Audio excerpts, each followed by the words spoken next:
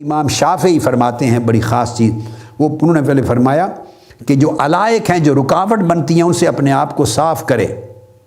وَيَرْضَى بِالْيَسِيرِ مِنَ الْقُوتِ وَيَصْبِرْ عَلَى ضِيقِ الْعَيْشِ۔ فرمایا اگر دین کے علم کی خیرات کو حاصل کرنی ہے تو تھوڑا کھانے کو ملے تو اس سے بھی راضی ہو، اور زندگی میں اگر فراخی وسائل کی نہ بھی ہو تو تب بھی راضی ہو کہ علم دین بہت بڑی دولت ہے۔ تو قناعت کرنی پڑتی ہے، توکل کرنا پڑتا ہے۔ اگر دنیا کی حرص بھی رہے اور دنیا پہ نگاہ بھی رہے اور دین کا علم دینا ہے، خطبہ جمعہ دینا ہے، خطاب کرنا ہے، کانفرنس میں جانا ہے، میلاد کے پروگرام میں جانا ہے، فلاں خطاب کرنا ہے، تو اس کے لیے پیسے مقرر کریں، سودا بازی کریں، اپنے سیکٹری رکھیں، اپنے فیس بنائیں اور پیسے کا لین دین کریں۔ ہاں، ڈرامہ کرنے والا فیس بنا کے جائے کوئی پرواہ نہیں، شاعر جائے اپنی فیس مقرر کرے کوئی پرواہ نہیں، وکیل اپنے کام کی فیس مقرر کرے کوئی پرواہ نہیں، اس کا کام ہے۔ ہنرمند آرٹسٹ اپنے فن کی فیس مقرر کرے کوئی پرواہ نہیں، چونکہ یہ سارے دنیا کے کام ہیں، اور دنیا کے کاموں سے دنیا حاصل کرنا کوئی گناہ نہیں ہے۔ دنیاوی کاموں سے دنیا حاصل کرنا گناہ نہیں ہے، مگر علم دین پہنچانا، خطاب کرنا، درس حدیث دینا، کانفرنس کو ایڈریس کرنا، لوگوں کو علم پہنچانا، خطاب کرنا، یہ آخرت کا کام ہے، یہ دنیا کا کام نہیں۔ اور آخرت کے کام کے لیے سودے بازی کرنا، اس پر اللہ رسول کی بارگاہ سے لعنت ہوتی ہے، اسے مستحق عذاب بنایا جاتا ہے۔ وہ طے کرے اتنے پیسے لوں گا ایک خطاب کے، تو اس سے بہتر تھا کہ وہ فلم کا ایکٹر بن جاتا، اس میں گناہ تو نہ ہوتا پیسے طلب کرنے پر، کہ دنیاوی کام پر معاوضہ مانگ رہا ہے۔ یہاں معاوضے کی بات میں نہیں کر رہا، لوگ دیں، مقرر کریں، خود آپ کا ماہانہ اعزازیہ مقرر ہو، یہ سب کچھ رزق حلال ہے۔ میں حرص کی بات، طلب کی، مطالبے کی بات کر رہا ہوں۔ آج وہ زمانہ آ گیا کہ کوئی بلائے تو جمعے کے خطبے کے لیے کہتے ہیں اتنے پیسے لوں گا، خطاب کے اتنے پیسے لوں گا، تقریر کے لیے اتنے $1000 لوں گا۔ باہر آتے ہیں لوگ، موسموں میں ڈالر فکس کرتے ہیں۔ کسی صاحب نے کہہ دیا، مولوی صاحب اگر میں جمعے پر آپ کو ہم نہ بلائیں تو جمعہ تو ویسے بھی پڑھنا ہے نا آپ نے، اگر آدھا گھنٹہ خطاب کر دیں تو کیا آپ کا نقصان ہو جائے گا؟ کہتے نہیں، $1000 لیتا ہوں، $2000 لیتا ہوں، $5000 لوں گا۔ ہم آتے ہی پاؤنڈز اور ڈالرز کے لیے ہیں۔ تو جو آدمی آخرت کا کام کرے اور آخرت کے کام کے عوض دنیا طلب کرے، اس کا علم اس پر لعنت بھیجتا ہے، اس کی آواز سے برکت اٹھ جاتی ہے، اس کی عزت نہیں رہتی۔ پھر تکریم کون کرے گا؟ نہ دنیا میں عزت و تکریم، نہ آخرت میں عزت و تکریم۔ ایسے لوگ پھر دھکے کھاتے رہتے ہیں، لوگ گالیاں دیتے ہیں اور وہ عبرت کا نشان بنتے ہیں، ان کو کوئی آئیڈیل نہیں سمجھتا، ان کا طرز عمل کی کوئی پیروی نہیں کرتا۔ ہاں، اگر اللہ کے دین کے لیے ایسے وقف ہو جاؤ کہ خدمت دین کرو سنت مصطفیٰ سمجھ کر، آقا علیہ السلام کی سنت سمجھ کر، کہ آقا نے فرمایا قُلْ لَا أَسْأَلُكُمْ عَلَيْهِ أَجْرًا، میں اللہ کا دین تم تک پہنچا رہا ہوں، آخرت کا سودا تمہیں دے رہا ہوں، شرک کی ظلمتوں سے نکال کر ایمان کا نور دے رہا ہوں، تمہیں بھلائی کا راستہ بتا رہا ہوں، اور اس پر میں کوئی اجرت نہیں لیتا، کوئی معاوضہ نہیں لیتا۔ تو جس طرح اللہ پر میرا اجر ہے آخرت پر، تو دین کا کام کرنے والے ہمیشہ سنت محمدی پر رہیں۔ یہ میری نصیحت ہے تمام علماء کو، اساتذہ کو، مبلغین کو، داعیان امت کو، میرے طلباء کو، بیٹوں کو، بچوں کو، جو دین کا کام کریں، خدا کے لیے عمر بھر دین کے کام کو سوداگری نہ بنانا۔ جس کا تعلق ہے میری ذات سے، منہاج القرآن سے، میری تعلیمات سے، جو مجھے پڑھتا ہے، مجھے سنتا ہے، مجھ سے سیکھتا ہے، ٹوٹا پھوٹا میری بات مانتا ہے، اس کو میں واسطہ دیتا ہوں اس تعلق کا کہ کبھی دین کو سوداگری نہ بنانا، دین کو آقا کی سنت سمجھ کر امت تک پہنچانا، اس میں نور ہوگا۔ دین کے عوض مال طلب نہ کرنا، دین کے عوض مال نہ مانگنا، اس کی فیسیں مقرر نہ کرنا، لوگوں کی جیبوں پہ نگاہ نہ رکھنا، اس مال و دولت دنیا پہ نگاہ نہ رکھنا، یہ ہیچ ہے۔ اللہ نے دین بڑی اونچی چیز آپ کو عطا کی ہے، دین کے برابر کوئی دولت نہیں، دین کے برابر کوئی عزت نہیں، علم دین کے برابر کوئی مرتبہ نہیں۔ آپ اونچی شے چھوڑ کر نیچے کی طرف جاتے ہیں، لوگ آپ کو نیچا بنا دیں گے، اور دنیا میں بھی عزت نہیں ہوگی اور آخرت میں بھی عزت نہیں ہوگی۔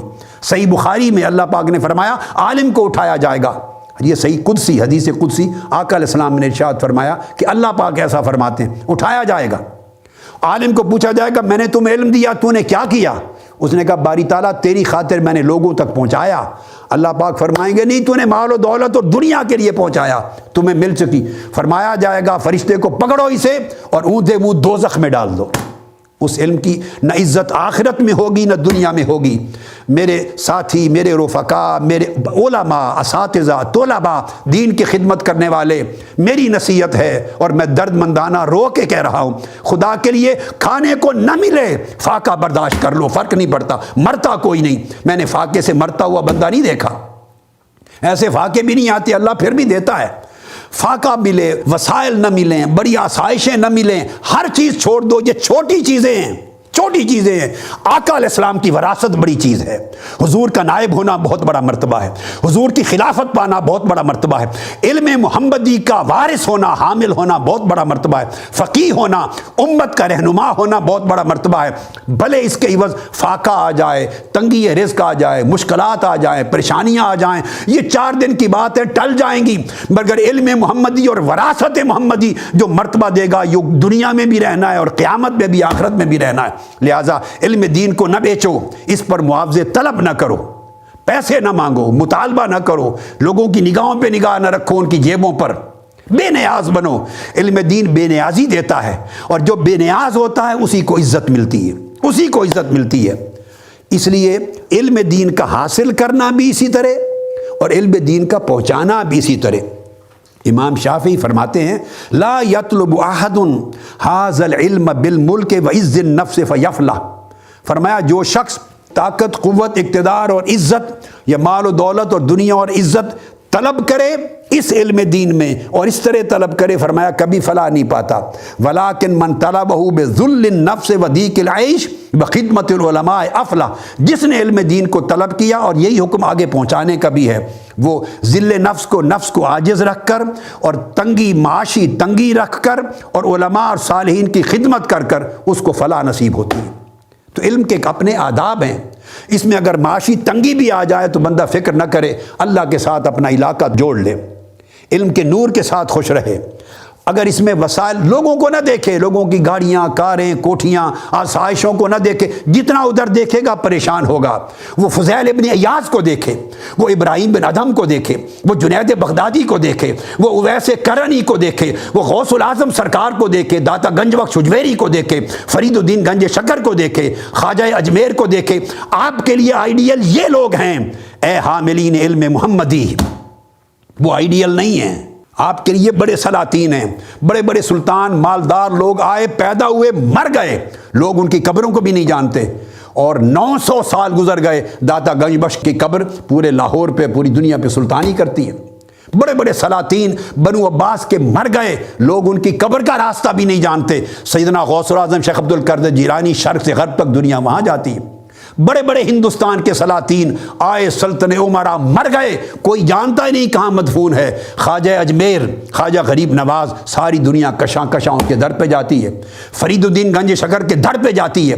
یہ مال و دولت کے سلاطین نہیں تھے، یہ وراثت محمدی کے سلاطین تھے، آقا علیہ السلام کی وراثت کے سلاطین تھے۔ لہٰذا اس طرح کی زندگی کا عکس اپنے اندر پیدا کریں، بے نیازی پیدا کریں، قناعت پیدا کریں، توکل پیدا کریں، فقر پہ خوشی اختیار کریں، آقا علیہ السلام کی سنت کو آئیڈیل بنائیں۔ اس طریقے سے اور ایسی نیتوں کے ساتھ اگر آپ کاوش کریں گے اور اپنی علم کو حاصل کریں گے اور علم کو آگے پہنچائیں گے، تو پھر اس علم کا تحقق بھی ہوگا، معرفت مضبوط و مستحکم بھی ہوگی، اللہ پاک اس کی اہلیت بھی دے گا، دیانت بھی دے گا، سیانت بھی دے گا، سیادت بھی دے گا، قیادت بھی دے گا، اور ساری خلائق آپ کے پیچھے آپ کی عزت کریں گے، آپ معتبر ہوں گے، آپ معتمد ہوں گے۔ جتنا بے نیاز ہوں گے اتنی عزت اللہ پاک زیادہ دے گا، اور عزت دنیا میں بھی عطا کرے گا اور عزت آخرت میں بھی عطا فرمائے گا۔